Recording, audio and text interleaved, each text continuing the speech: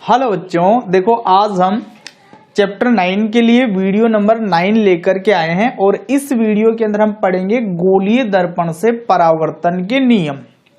देखो केवल परावर्तन के नियम हम पहले पढ़ चुके हैं। तो परावर्तन के वैसे दो ही नियम हैं, जिसमें पहला नियम हमने पढ़ा है कि आपतित किरण, परावर्तित किरण और अभिलंब तीनों एक ही तल के एक ही बिंदु पर स्थित होते हैं। और दूसरा नियम है कि आपतन कोण का मान परावर्तन कोण के मान के बराबर होता है।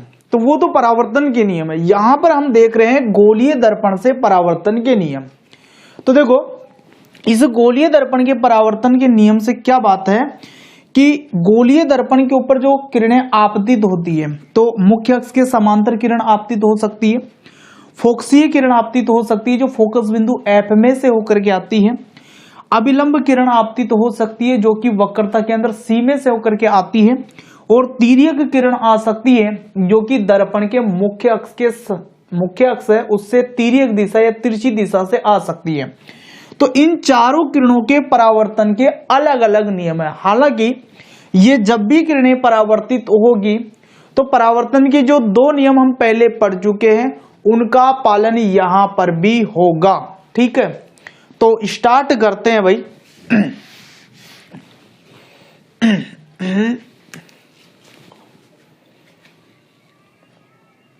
आपको हेडिंग लगाना है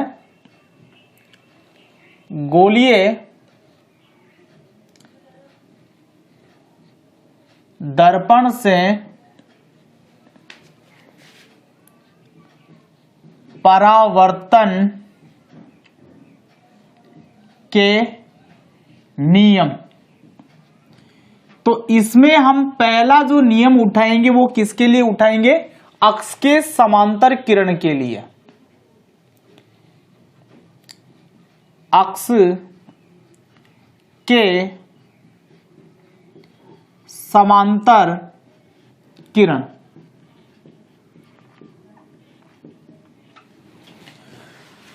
तो नियम को हम समझेंगे पहले और उसके बाद में इसको लिखेंगे भी सही।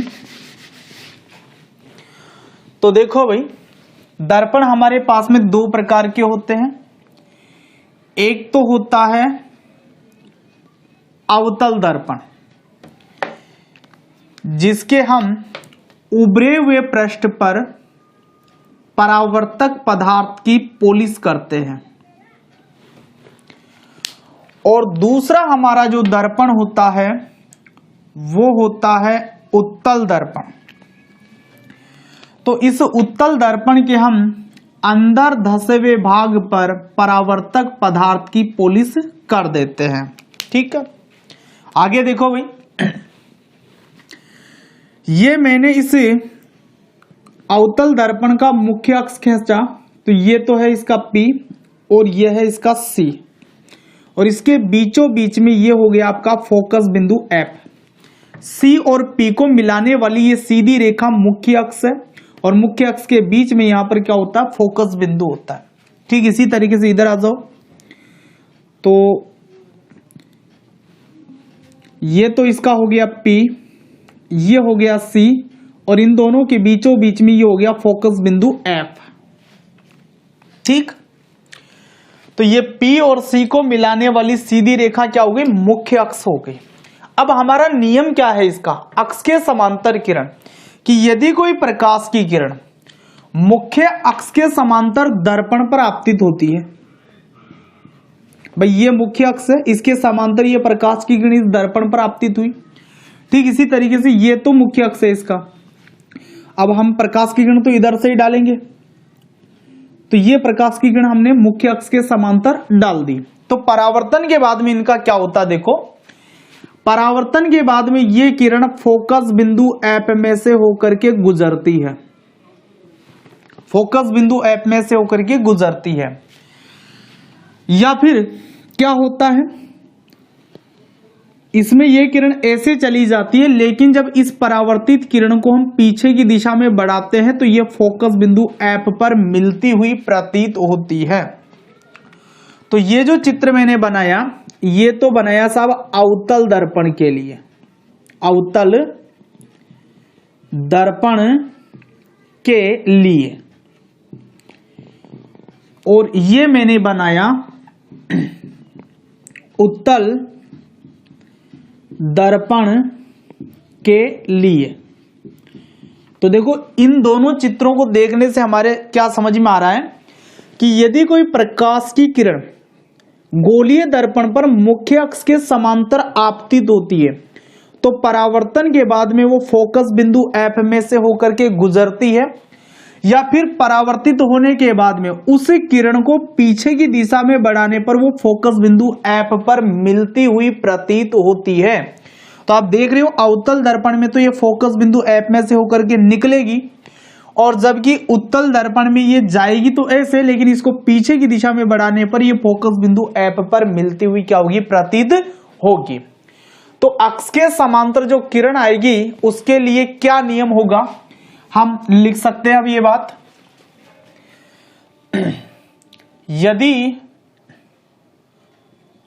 कोई प्रकाश की किरण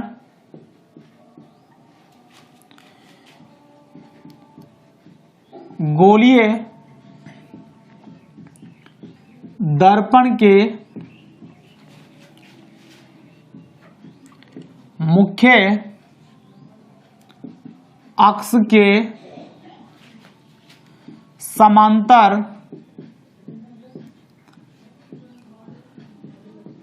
दर्पण पर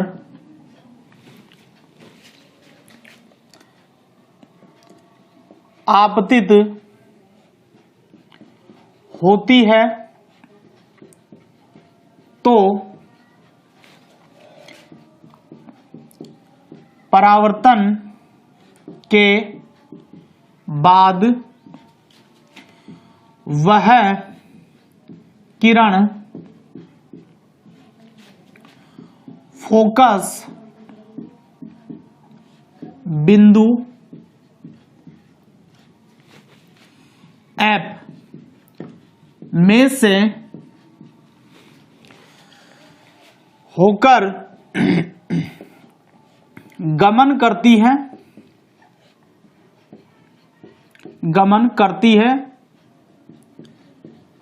अथवा क्या होगा, या नीचे लिख देता हूं भाई, परावर्तित किरण को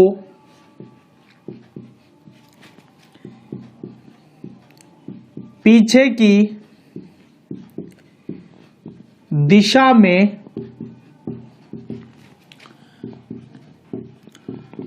बढ़ाने पर फोकस बिंदु F पर मिलती हुई प्रतीत होती है। तो अवतल दर्पण में तो ये मुख्य अक्ष के समांतर किरण आई तो फोकस बिंदु F में से होकर के गमन करेगी, गुजर जाएगी, जबकि उत्तल दर्पण तो इस समांतर किरणों को अपसारित करके फैला करके परावर्तित करता है। तो ये चली तो इस दिशा में जाएगी, लेकिन इसको पीछे बढ़ाने पर ये फोकस बिंदु F पर मिलती हुई क्या होगी, प्रतीत होगी। तो ये नियम हो गया भाई अक्ष के समांतर किरण के लिए। तो आप नोट करें और डायग्राम बनाएं। उसके बाद में दूसरा नियम लेंगे फोकसीय किरण का, तो वीडियो पॉज करके नोट करिए।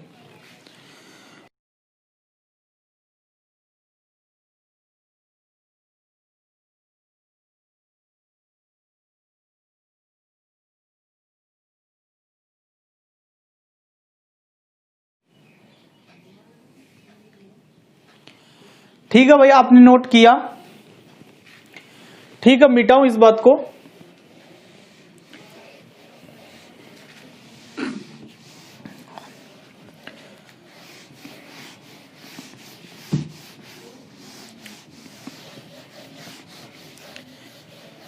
अब दूसरी किरण का नियम देखो क्या है।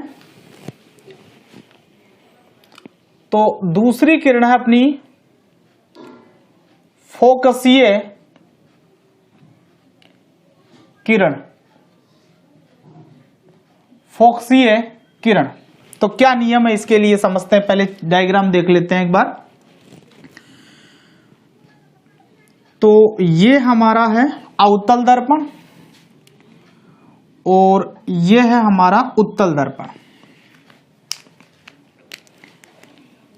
इसके तो उभरे हुए भाग पर हमें पॉलिश करनी है, तो ये अवतल दर्पण जब ही बनेगा जब इसके उभरे हुए भाग पर परावर्तक पदार्थ की पॉलिश की जाए, और इसके अंदर धसे हुए भाग पर हमें क्या करनी है, परावर्तक पदार्थ की पॉलिश करनी है। फिर आगे देखो, ये इसका हमने मुख्य अक्ष खींच लिया है।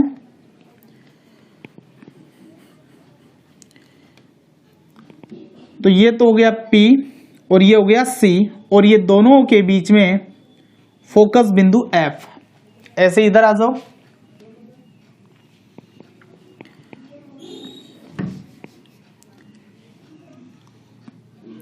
ये C, ये F और यहां पर हो गया ये P। अब फोकसीय किरण, फोकसीय किरण का मतलब है कि फोकस बिंदु F में से होकर के आपतित हो या फिर फोकस बिंदु F पर आती हुई प्रतीत हो।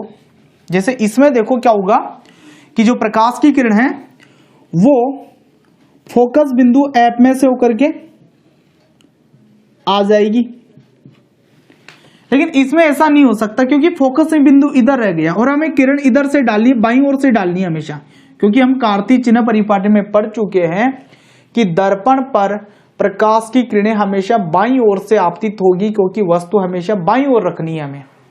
तो यहां पर फोकस बिंदु F पर एक प्रकाश की किरण आती हुई प्रतीत होगी। सब इसको पीछे आप जब बढ़ाएंगे तो आपको ऐसा लगेगा जैसे ये फोकस बिंदु F पर क्या हो रही है, आ रही है।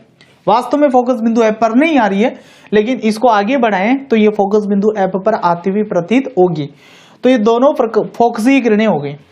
अब नियम क्या है इनका कि जब ये परावर्तित होती है तो परावर्तन के बाद में ये मुख्य अक्ष के समांतर हो जाती है। ये किरण भी क्या होगी, परावर्तन के बाद में मुख्य अक्ष के समांतर हो जाती है। तो सीधी बात यह है कि यदि कोई प्रकाश की किरण गोलीय दर्पण पर फोकस बिंदु F में से गमन करते हुए आपतित होती है या फोकस बिंदु F पर आती हुई प्रतीत होती है, तो परावर्तन के बाद में वो मुख्य अक्ष के समांतर हो जाती है। यही फोकसीय किरण का क्या है, नियम है। तो ये जो चित्र हमने तैयार किया है ये तो बनाया साहब अवतल दर्पण के लिए, और ये मैंने बनाया है उत्तल दर्पण के लिए। तो इस नियम का कथन भी मैं आपके सामने लिख देता हूं। भाई देखो क्या लिखेंगे, यदि कोई प्रकाश की किरण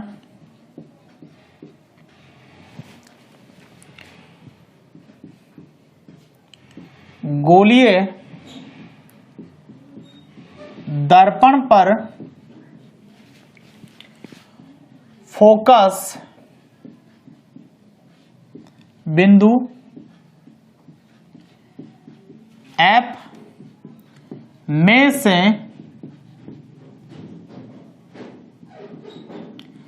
गमन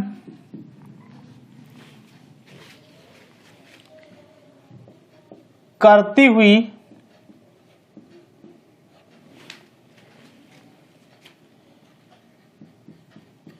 आपतित होती है या फोकस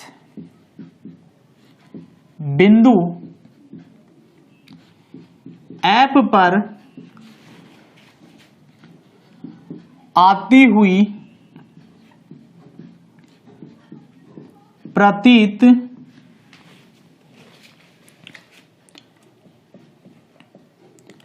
होती है, तो परावर्तन के बाद वह किरण दर्पण के मुख्य अक्ष के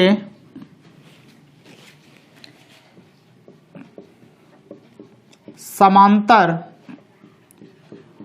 हो जाती है, दर्पण के मुख्य अक्ष के समांतर हो जाती है। तो ये नियम है भाई फोकसीय किरण का कि यदि कोई प्रकाश की किरण गोलीय दर्पण पर फोकस बिंदु F में से गमन करती हुई आपतित होती है या फोकस बिंदु F पर आती हुई प्रतीत होती है, तो इसमें तो फोकस बिंदु F में से गमन करती हुई आपतित हो रही है, जबकि इसके अंदर क्या हो रहा है, फोकस बिंदु F पर आती हुई प्रतीत हो रही है।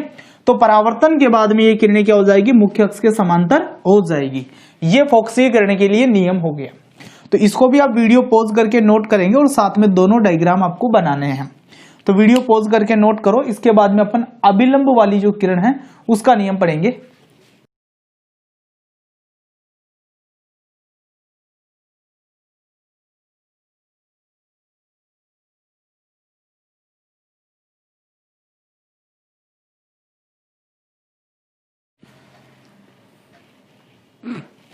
ठीक है भाई, आपने नोट कर लिया होगा।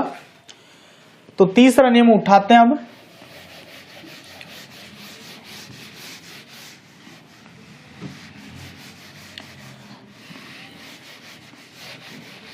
अभिलंब किरण का नियम।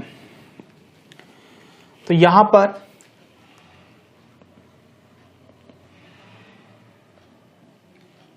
अभिलंब किरण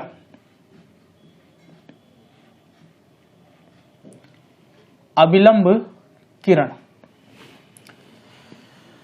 तो देख लेते हैं पहले। तो भाई अभिलंब किरण होती क्या है, तो यहां पर मैं अवतल दर्पण के लिए ही बना लेता हूं वापस चित्र।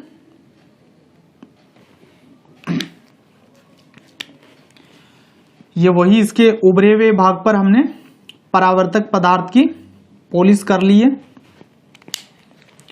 और यहां पर वही उत्तल दर्पण में बना लेता हूं। तो इसके हम अंदर धंसा हुआ जो पृष्ठ है इसके ऊपर परावर्तक पदार्थ की पॉलिश कर लेते हैं। बाकी चीजें देखो, तो वही हमें सबसे पहले इसकी मुख्य अक्ष खींचनी है। ठीक है, तो यहां तो मैंने दिखाया P, ये C और ये F। ऐसे इसके लिए आ जाओ, ये इसकी मुख्य अक्ष खींची तो ये हो गया C, ये F और ये हो गया P। ठीक, अब अभिलंब किरण का मतलब ये है कि ऐसी किरण जो इस दर्पण के साथ में 90 डिग्री का कोण बना ले वो अभिलंब किरण है। इस दर्पण के ऊपर कहीं पर भी वो किरण डाल दी जाए तो वो दर्पण के इस पृष्ठ के साथ में 90 डिग्री का कोण बनाए तो वो किरण कौन सी किरण मानी जाएगी, अभिलंब किरण मानी जाएगी। तो ध्यान देना भाई, ये जो अभिलंब किरण होती है ये वक्रता के अंदर C में से गमन करती हुई आती है। किस में से आती है, वक्रता के अंदर C में से गमन करते हुए ये किरण आती है। तो मैं एक किरण जो है डालता हूं, देखो आपके सामने ये फोकस बिंदु ऊपर दिखा देता हूं और एक प्रकाश की किरण इस वक्रता के अंदर C में से डालते हैं। चलो ऊपर की तरफ डाल देता हूं किरण। ये प्रकाश की किरण मैंने इसके ऊपर डाल दी वक्रता के अंदर C में से होते हुए। अब इसमें तो क्या है कि वक्रता के अंदर C में से आती तो है नहीं, लेकिन एक प्रकाश की किरण हम इसके ऊपर ऐसे डालते हैं कि आपको ऐसा महसूस हो कि ये प्रकाश की किरण वक्रता के अंदर C पर आती हुई प्रतीत हो रही है। जैसे कि क्या हो रही है, वक्रता के अंदर C के ऊपर ये प्रकाश की किरण आती हुई प्रतीत हो रही है। तो ये अभिलंब किरण है भाई। अब इसका नियम क्या कहता है, देखो ये प्रकाश की किरण वक्रता के अंदर C से आ रही है और यहां पर वक्रता के अंदर C पर आती हुई प्रतीत हो रही है। तो परावर्तन के बाद में ये वापस उसी मार्ग पर लौट जाती है। जो आपतित किरण है वही परावर्तित किरण है, जो आपतित किरण है वो की वही क्या बन जाती है, परावर्तित किरण हो जाती है। जैसी गई थी वैसी की वैसी लौट करके वापस आ जाती, जैसी गई थी वैसे के वैसे लौट करके ये क्या हो जाती, वापस आ जाती है। अब इसके पीछे कारण क्या है कि अभिलंब किरण जो होती है दर्पण से टकराने के बाद में उसी रास्ते से वापस आ जाती थी, इसके पीछे कारण है, ध्यान देना भाई। इस वक्रता केंद्र C से कोई भी प्रकाश की किरण हम इस दर्पण के पृष्ठ पर डालते हैं तो प्रत्येक किरण जो है इस दर्पण के पृष्ठ के ऊपर अभिलंब होती है। क्या होती है, अभिलंब। तो ये अभिलंब भी बन जाती है किरण। तो यहां पर देखो आपतित किरण, परावर्तित किरण और अभिलंब तीनों एक ही किरण है, तो इनके बीच में 0 डिग्री का कोण बन जाता है। कितने डिग्री का, 0 डिग्री का कोण बन जाता है। तो यदि कोई प्रकाश किरण अभिलंब व आपतित हुई है तो अभिलंब और आपतित किरण के बीच में 0 डिग्री का कोण बनेगा, तो परावर्तित किरण भी तो उस अभिलंब के साथ में 0 डिग्री का ही कोण बनाएगी, तो इसलिए ये इसी मार्ग पर क्या हो जाती है, वापस लौट जाती है। तो हमें ये नियम ध्यान रखना है और इसका कारण भी हमें ध्यान रखना है भाई, ये किरण वापस इसी मार्ग पर लौट क्यों रही है। तो देखो भाई, लिखते हुए चलते हैं अभिलंब किरण का नियम। यदि कोई प्रकाश की किरण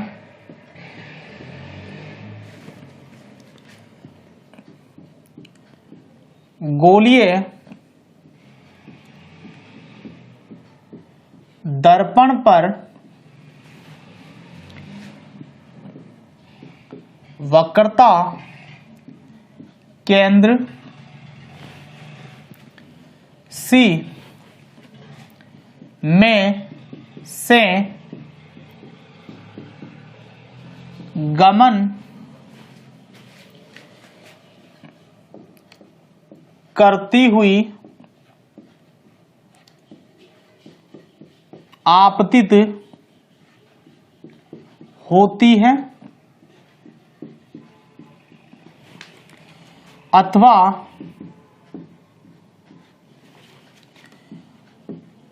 वक्रता केंद्र C पर आती हुई प्रतीत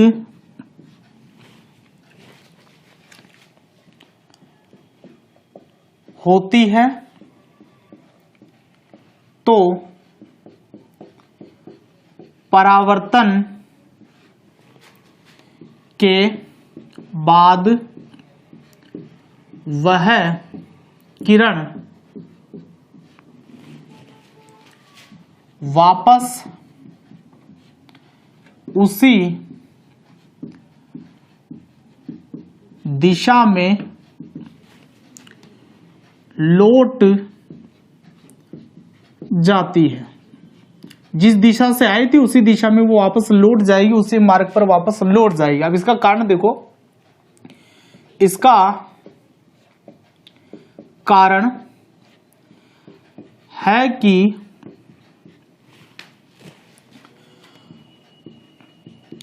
वक्रता केंद्र से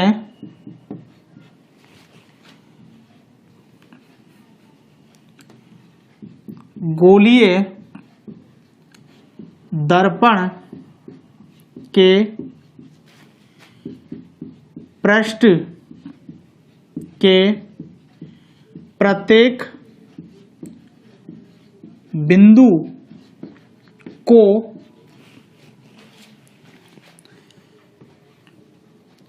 मिलाने वाली रेखा उस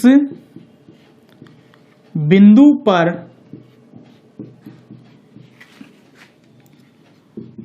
अभिलंब होती है। इस कारण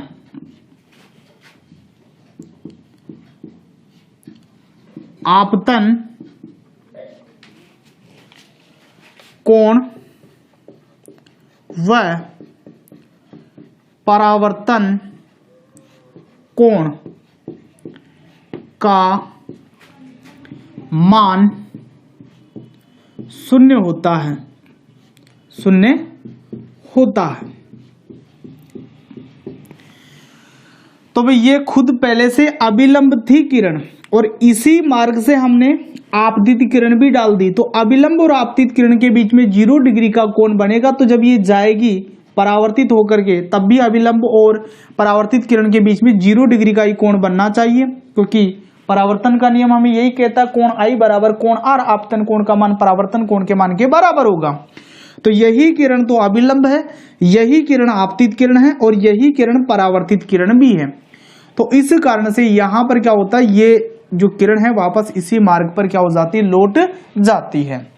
तो यदि कोई प्रकाश की किरण गोलीय दर्पण पर वक्रता के अंदर C में से गमन करती हुई आपतित होती है अथवा वक्रता के अंदर C पर आती हुई प्रतीत होती है, तो परावर्तन के बाद वह किरण वापस उसी दिशा में लौट जाती है। इसका कारण क्या है कि वक्रता के अंदर से गोलीय दर्पण के पृष्ठ के प्रत्येक बिंदु को मिलाने वाली जो रेखा है, यह वक्रता के अंदर C है, इसके गोलीय दर्पण का कोई भी बिंदु हो, इसको मिलाने वाली सीधी रेखा क्या होगी, उस बिंदु पर अभिलंब होगी।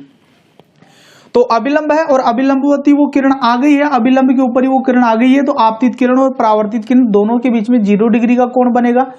तो जब वो परावर्तित होगी किरण तब भी 0 डिग्री का ही कोण बनना चाहिए। तो इस कारण से आपतन कोण और परावर्तन कोण का मान दोनों का कैसा हो जाता है, शून्य हो जाता है। ठीक है, तो ये नियम आप उतार ले। इसके बाद में जो तिर्यक किरण का नियम बचा हुआ वो भी अपन करेंगे, तो वीडियो पॉज करके आप नोट कर लो इसको।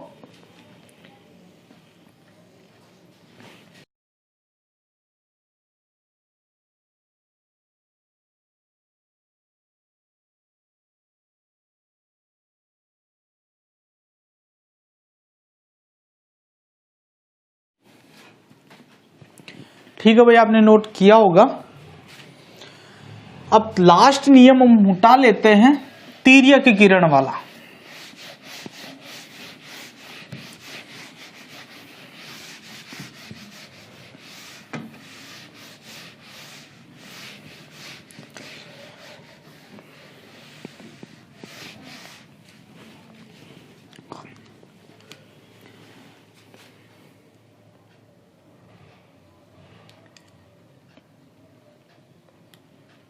तिर्यक किरण,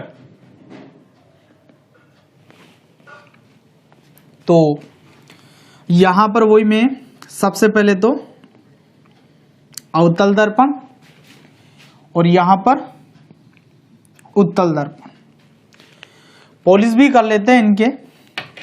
इसका तो जो उभरा हुआ भाग है उस पर हमें पॉलिश करनी है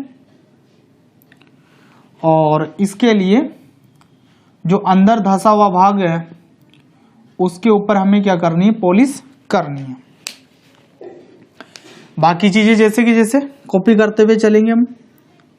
तो मुख्य अक्ष खींचा, ये C, ये F और ये P, ऐसे यहां जाओ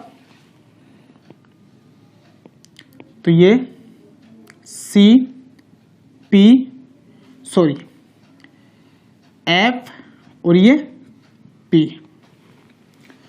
हाँ भाई, सबसे पहले ये देख लो तिर्यक किरण होती क्या है। तो ये मुख्य अक्ष है, इससे तिरछी दिशा में आए कोई किरण, तिरछी दिशा में तिर्यक दिशा से यदि कोई किरण आती हुई दर्पण पर आती है तो उस किरण को हम बोलते हैं तिर्यक किरण। तो पहली चीज तो हम ये देख ले भाई तिर्यक किरण क्या होती है। तो हम क्या बताएंगे कि यदि कोई प्रकाश की किरण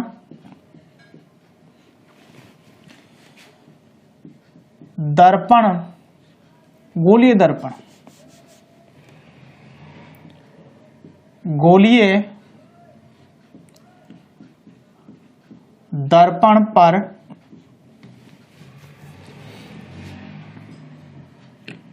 मुख्य अक्ष से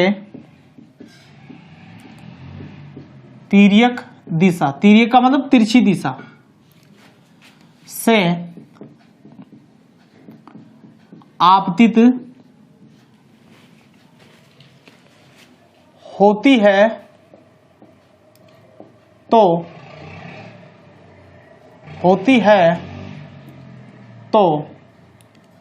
उस किरण को तिर्यक किरण कहते हैं।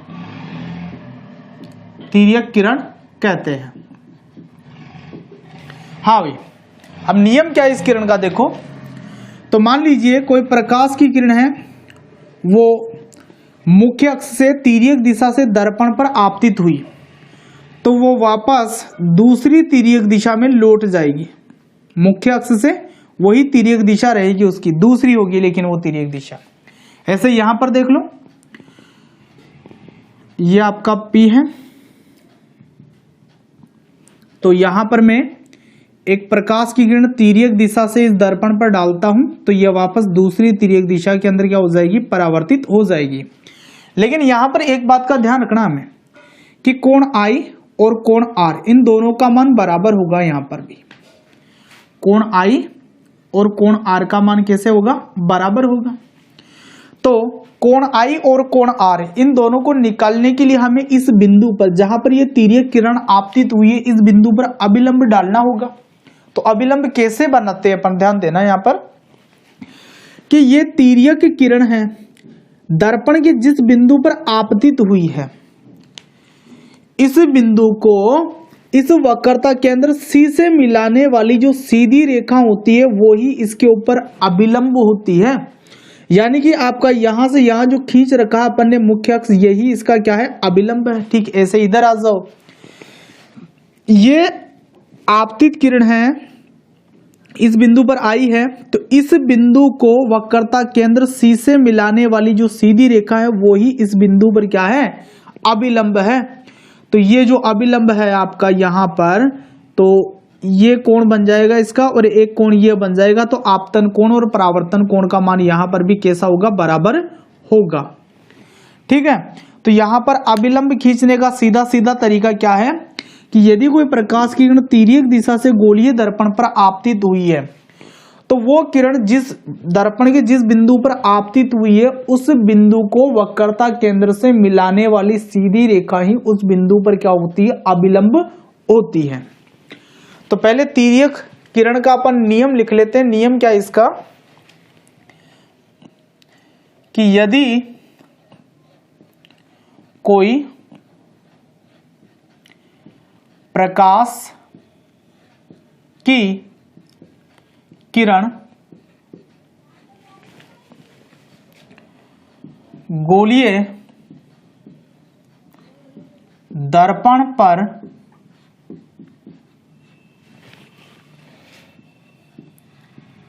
तिर्यक दिशा से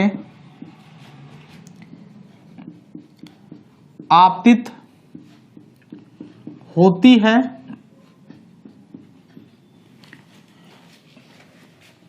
तो वह दूसरी तिर्यक दिशा में परावर्तित हो जाती है तथा यहां पर भी कोण I बराबर कोण R होता है। यानी कि आपतन कोण का मान परावर्तन कोण के मान के बराबर होता है। ठीक है, एक बात हमें और ये याद रख लें कि तिर्यक किरण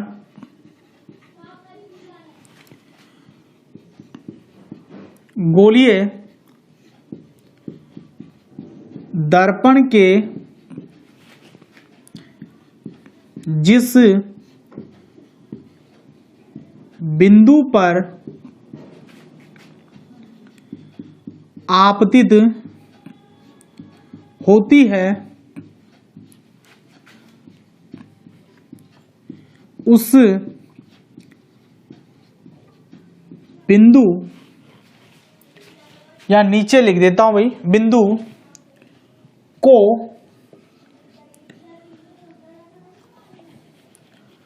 वक्रता केंद्र C से मिलाने वाली सीधी रेखा उस बिंदु पर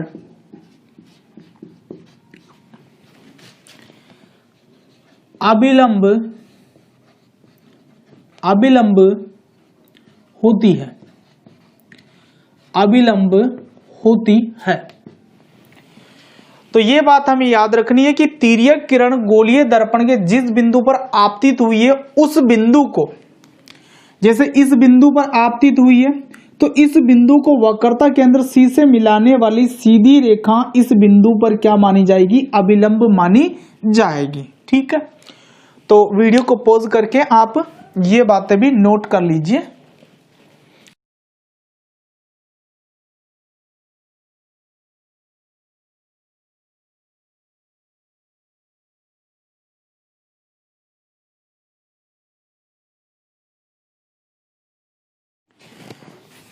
ठीक है भाई, आपने नोट किया।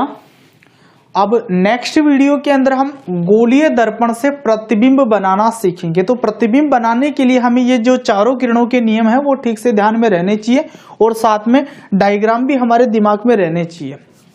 तो नेक्स्ट वीडियो में हम गोलीय दर्पण से जो प्रतिबिंब बनाते हैं वो सीखेंगे।